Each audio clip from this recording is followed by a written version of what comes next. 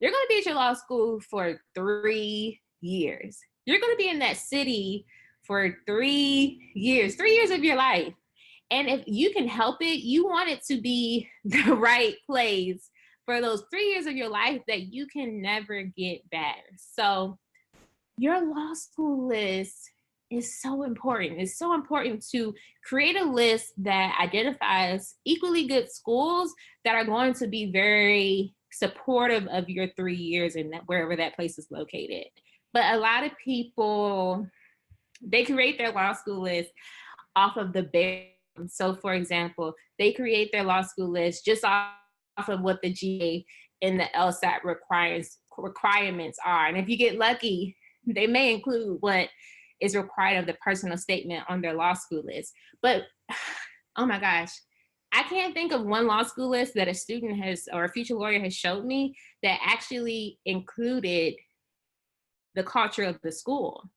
Like, this is literally like, in one of my online courses, the pre-law masterclass, I include a sample law school list in the workbook that comes with the course. And literally, you have the name of the school, that's the first school in your law school list. And then you have bullets for like the LSAT, the GPA, those things. But you should also have a bullet for the culture. Like, what is the culture like at that school? So of course, that is what we are here to talk about tonight. I want to open up our conversation by way of an example of an actual law school's culture. We're going to talk about the University of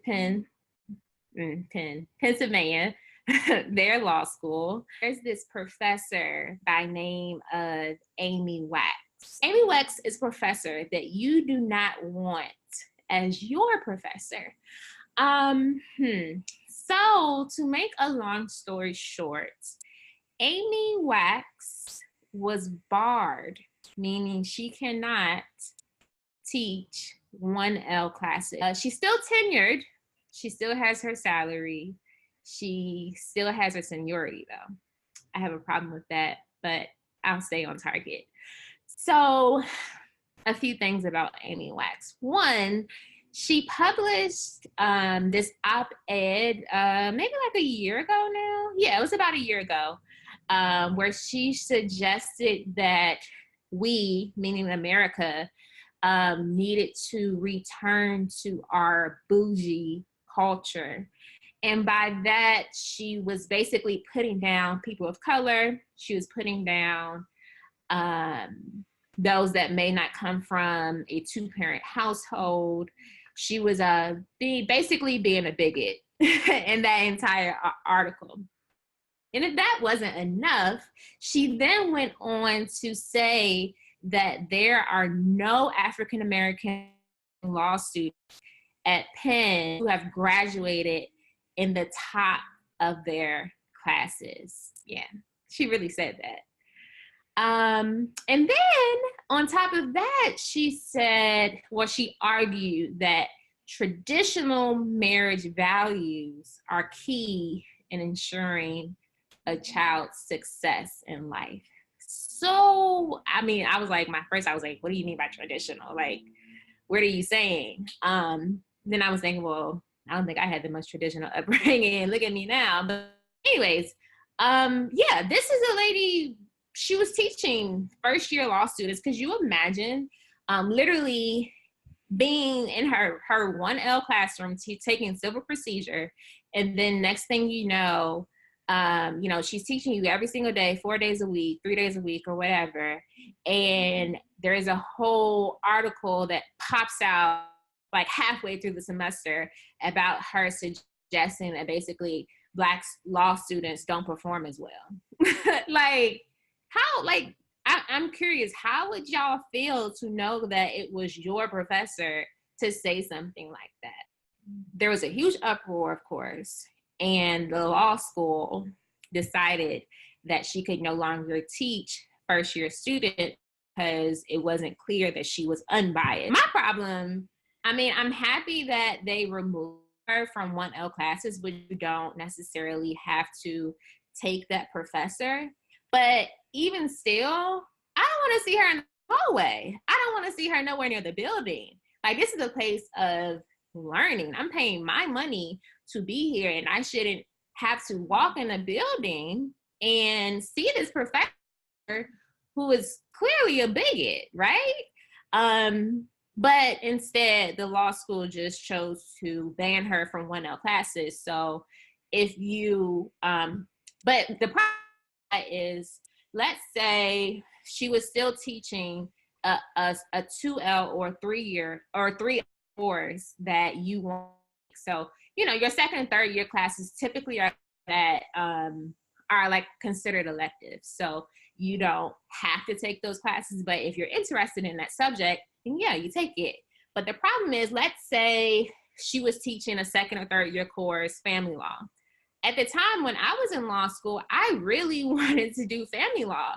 But if Amy Wax was teaching it, I wouldn't have took the class. And now I have to miss out on learning about family law because of who the professor is.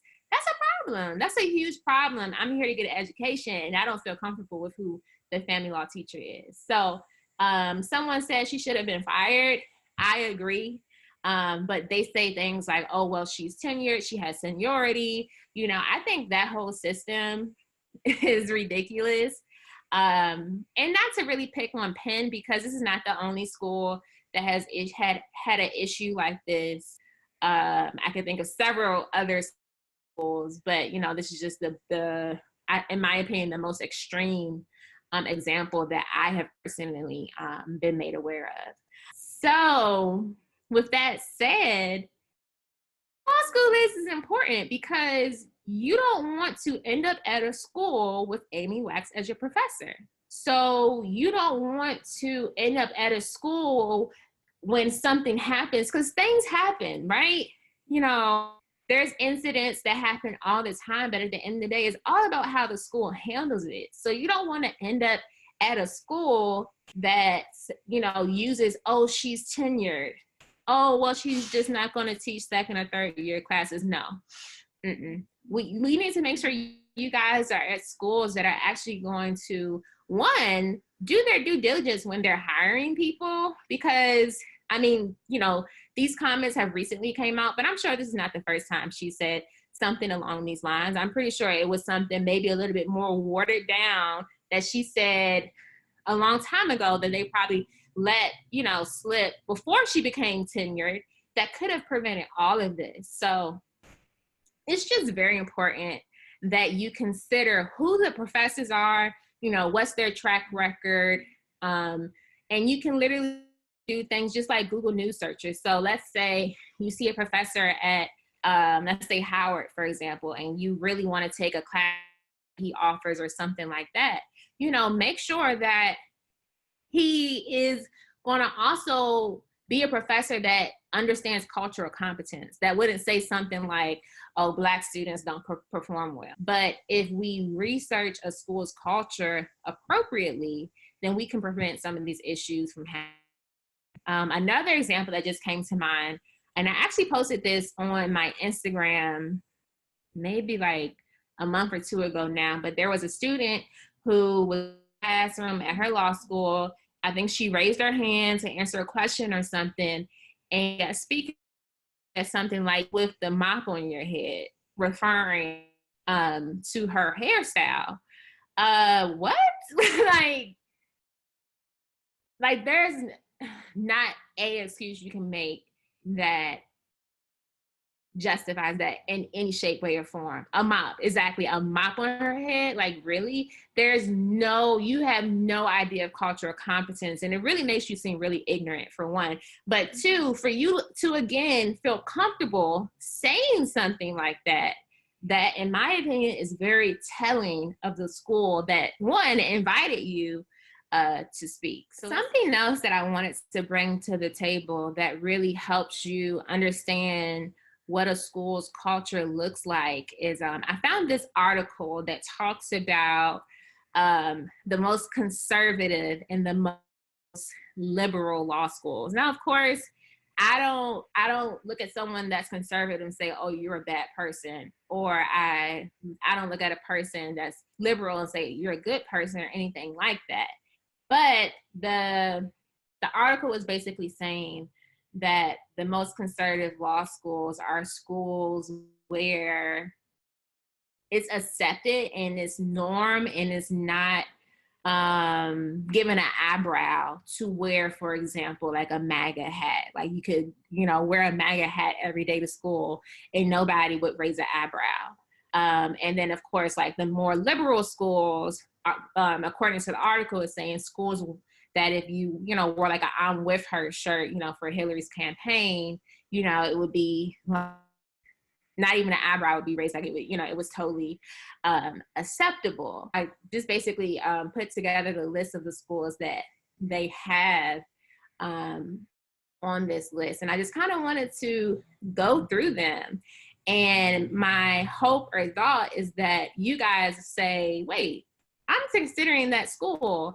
And what I want you guys to do is to look further into these schools once I tell you guys, how to really research a school's culture and really figure out, okay, like there is actually some truth to this. I found this article, I found this, I did some research on this. So the most conservative law schools, according to this list, is Ave Maria School of Law. I've never heard of this one. Brigham Young University, Reuben Clark Law School, Regent Law School, Sanford University, Cumberland School of Law, George Mason University, Antonin Scalia Law School. I mean, they named their school after Scalia, so that's not too surprising that they're considered a very conservative law school. Faulkner University, Thompson Gould Jones School of Law, Texas Tech School of Law, University of Alabama School of Law, Louisiana State University, Paul M. Hebert Law Center, and then Mississippi College School of Law. Now, of course, they had the most liberal law schools as well. So we had Northeastern, City University School of Law, you had American Law School, Vermont Law School, NYU, University of California, Berkeley, University of Colorado School of Law, University of Hawaii School of Law, Lewis and Clark School of Law, and then Oregon School of Law. Now I can't tell y'all, I was surprised not one HBCU made this list. Like, so that one thing alone just made me kind of wonder. But yeah, so those are the schools that they identified as the most conservative and the most liberal. And what you just have to ask yourself is, okay, if I go to class one day and I sit beside someone with a MAGA hat on and they wear that hat to class every single day, is it going to bother you? Maybe it will, maybe it won't. I know for me, I would probably be pissed off. If they I feel like if they purposely wear that hat every single day, they're probably trying to start something in a very roundabout way.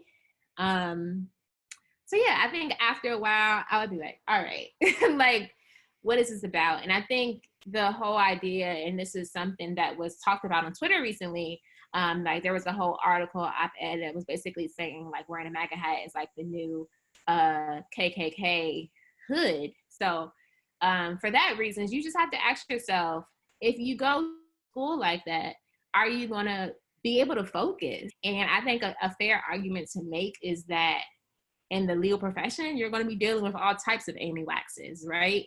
And that's true. And your partner at the firm you work at may have a MAGA hat, in his office every day, So that's fair. But at the same time, you are paying good money to go to law school. You can change your job. If I would do your due diligence and research before joining a firm anyways. But when you are choosing your law school, you have a choice. There are over 200 law schools in the United States of America, and you have a choice.